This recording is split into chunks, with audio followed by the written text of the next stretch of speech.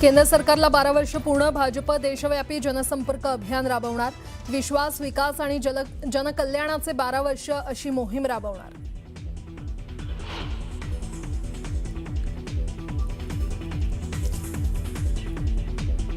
विधान परिषदेच्या निवडणुकीबाबत महायुतीची खलबतं. समन्वय समितीची रात्री बैठकीत महामंडळ राज्यस्तरीय समित्यांच्या जागा वाटपाबाबत चर्चा होणार.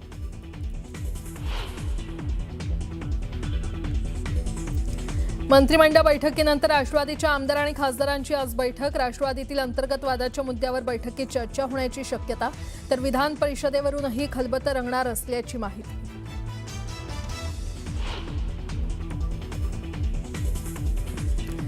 जागा वाटपात ठाण्याची जागा शिवसेनेच्या वाट्याला जाणार असल्याची सूत्रांची माहिती. बहुजन विकास आघाडीचे क्षितिज ठाकूर असू शकतात उमेदवार. तर फाटक यांचा पत्ता होऊ शकतो कट. कांद्याच्या दरात होत असलेल्या घसरणीची केंद्राकडून दखल. क्विंटल मागे 345 रुपयांची वाढ. आजपासून कांद्याला 1580 रुपयांचा दर. कांदा उत्पादक शेतकऱ्यांसाठी सरकारचा मोठा निर्णय.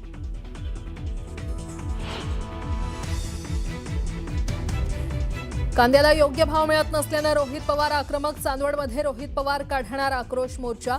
तर मुंबई आग्रा महामार्गावर रास्ता रोको करणार.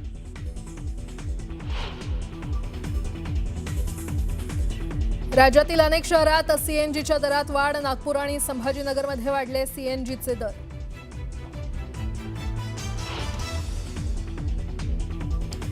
आणि विदर्भात उष्णतेच्या लाटेचा कहर सुरूच. ब्रह्मपुरीचं तापमान सलग दुसऱ्या दिवशी 47 डिग्रीच्या वर. तर चंद्रपूरचा पाराही 46 डिग्रीवर.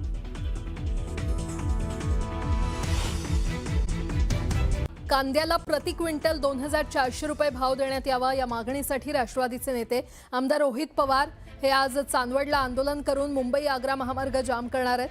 गेल्या आठवड्यात लासलगावला केलेल्या आंदोलनामुळे केंद्र सरकारनं कांद्याच्या भावात वाढ केली होती. मात्र शेतकऱ्यांना हा दर मान्य नसून आम्ही आंदोलनावर ठाम असल्याचं रोहित पवार यांनी सांगितलंय. तर कांद्याला प्रति क्विंटल 2400 रुपये भाव देण्यात यावा या मागणीसाठी राष्ट्रवादीचे नेते आमदार रोहित पवार आज चांदवडला आंदोलन करणार आहेत. मुंबई आग्रा महामार्ग जाम करणार आहेत. गेल्या आठवड्यात लासलगावला केलेल्या आंदोलनामुळे केंद्र सरकारनं कांद्याच्या भावात वाढ केली होती. मात्र शेतकऱ्यांना हा दर मान्य नसून आम्ही आंदोलनावर ठाम असल्याचं रोहित पवार यांनी सांगितलंय. कांद्याच्या बाबतीत ही जी परिस्थिती आहे, काही झालं तरी 24 हा भाव हमी भाव शेतकऱ्यासाठी दिला गेला पाहिजे. आणि त्याच्याच बरोबर ज्या लोकांनी कांदा आत्तापर्यंत दिलाय त्यांना 10 रुपये अनुदान हे दिलं पाहिजे. त्याच्याच बरोबर नाफेड जेव्हा खरेदी करतं तेव्हा ते कुठेतरी प्रायव्हेट ठिकाणी खरेदी करतात आणि त्याच्यात मोठ्या प्रमाणात भ्रष्टाचार होतो आणि याच्यामुळे शेतकऱ्याला न्याय मिळत नाही. त्यामुळे मार्केट कमिटीमध्ये जर स्पर्धा झाली, नाफेडली सुद्धा तिथंच जर कांदा विकत घेतला, त्यामुळे कुठेतरी रेट वाढतील. 24 रुपयेली कांदा घेतला पाहिजे अशी आमची सगळ्यांची मागणी आहे. कांद्याच्या भावात होत असलेली घसरणीमुळे शेतकरी संतप्त झालेले आहे आणि आज आमदार रोहित पवार यांच्या नेतृत्वाखाली चांदवडला मुंबई आग्रा हायवेवर रास्ता रोको आंदोलन केले जाणार आहे. आपण बघू शकतात का इथे आंदोलनाची तयारी केलेली आहे आणि थोड्याच वेळात हे आंदोलन सुरू होणार आहे. प्रति क्विंटल 2400 रुपये भाव देण्याची मागणीसाठी हा आंदोलन केले जाणार आहे. माझ्यासोबत बोलण्यासाठी काही आंदोलन करते त्यांच्याकडून जाणून घेऊया की ते रस्त्यावर का उतरले. भाऊ, काय म्हणाल तुम्ही, रस्त्यावर का उतरताय? 8 दिवसापूर्वी लासलगाव येथे आदरणीय रोहितदादा पवार यांच्या नेतृत्वाखाली आंदोलन झालं. त्या आंदोलनामध्ये सरकारला त्या ठिकाणी इशारा दिला होता की आमच्या काही शेतकऱ्यांच्या कांद्याच्या भावाच्या संदर्भातल्या काही प्रमुख मागण्या होत्या, त्या जर 8 दिवसामध्ये त्याच्यामध्ये जर पूर्ण झाल्या नाही तर आम्ही दिल्लीला जाणारा रस्ता चांदवड येथे रोखण्यात येईल. आणि आज हा रस्ता रोको होत असताना विधान परिषदेचे माजी विरोधी पक्षनेते अंबादास दानवे साहेब असतील, आदरणीय आमदार रोहितदादा पवार असतील, हर्षवर्धन सपकाळ साहेब असतील, शशिकांत शिंदे साहेब असतील किंवा आपले खासदार भास्कररावजी बगरे सर असतील, राजाभाऊ वाजे असतील, निलेशजी लंके साहेब असतील, शोभाताई बच्चाव असतील, यांच्या नेतृत्वाखाली आम्ही हा रस्ता रोको या ठिकाणी करत आहोत. हा रस्ता रोको करण्याचं कारण असं आहे की 8 दिवसामध्ये सरकारला इशारा देऊनही या सरकारला जाग आली नाही आणि म्हणून हा रस्ता रोको केल्यानंतर तरी सरकारला जाग येईल का, हा प्रश्न खऱ्या अर्थानं आमचा आहे. लासलगावला एक आंदोलन झालं होतं रोहित पवार यांच्या नेतृत्वाखाली. आज या आंदोलनाची सरकार काय दखल घेते हे पाहणं महत्त्वाचं ठरणार आहे. बाबू शेख, न्यूज 18 मराठी, चांदवड. बातमी सोलापुरातून आहे. सोलापुरात शेतकऱ्यांच्या विविध मागण्यांसाठी काँग्रेस पक्षाकडून रास्ता रोको आंदोलन करण्यात येत आहे. काँग्रेस खासदार प्रणिती शिंदे यांच्या नेतृत्वात हे जन आक्रोश आंदोलन करण्यात येत आहे. सोलापूर हैदराबाद महामार्गावर रास्ता रोको करत सरकारचं लक्ष वेधण्याचा प्रयत्न आहे. तर काँग्रेस पक्षाच्या पदाधिकाऱ्यांकडून साखळी पद्धतीनं आंदोलन करत रास्ता रोको करण्यात येतो. या आंदोलनाच्या पार्श्वभूमीवर सोलापूर कृषी उत्पन्न बाजार समितीसमोर पोलिसांचा तगडा बंदोबस्त ठेवण्यात आलेला आहे. सोलापुरातली ही दृश्य पाहतोय. सोलापुरात शेतकऱ्यांच्या विविध मागण्यांसाठी काँग्रेसकडून रास्ता रोको आंदोलन करण्यात येत आहे.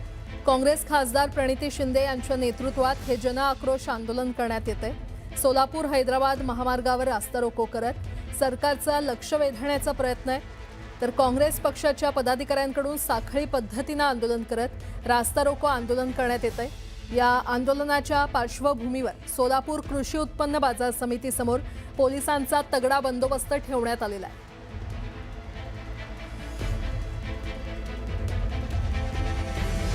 मोठी बातमी आपण पाहतोय. सोलापुरात शेतकरी आक्रमक झालेले आहे. शेतकऱ्यांच्या विविध मागण्यांसाठी काँग्रेसकडून रास्ता रोको आंदोलन करण्यात येतोय. सोलापुरातली ही दृश्य. काँग्रेस खासदार प्रणिती शिंदे यांच्या नेतृत्वाखाली हे आंदोलन सुरू आहे. सोलापूर हैदराबाद महामार्गावर हा रास्ता रोको करण्यात आलेला आहे.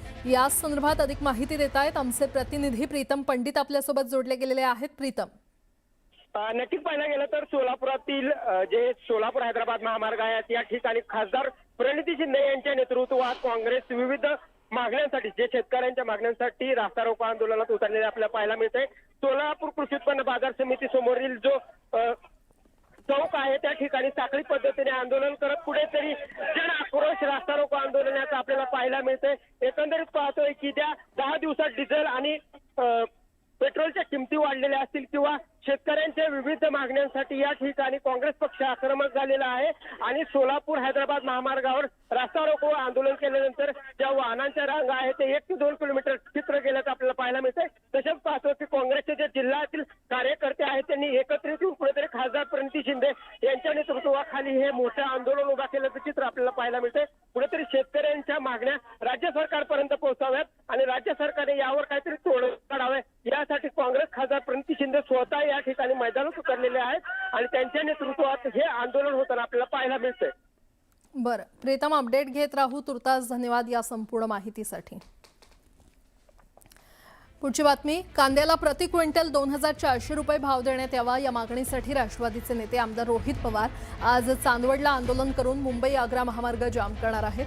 गेल्या आठवड्यात लासलगावला केलेल्या आंदोलनामुळे केंद्र सरकारनं कांद्याच्या भावात वाढ केली होती. मात्र शेतकऱ्यांना हा दर मान्य नसून आम्ही आंदोलनावर ठाम असल्याचं रोहित पवार यांनी सांगितलं.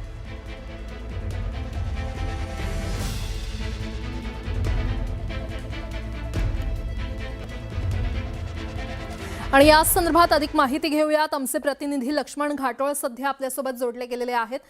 लक्ष्मण, कांद्याला भाववाढ करून द्यावी या मागणीसाठी आता रोहित पवार एक प्रकारे आक्रमक झालेले आहेत. आज ते आंदोलन करणार आहेत. काय एकंदरीत अपडेट? प्राजक्ता, आपण बघतोय गेल्या काही दिवसांपासून कांद्याचे भाव सातत्यानं पडत आहे. त्यामुळे सामान्य शेतकरी प्रचंड हवालदिल झालेला आहे.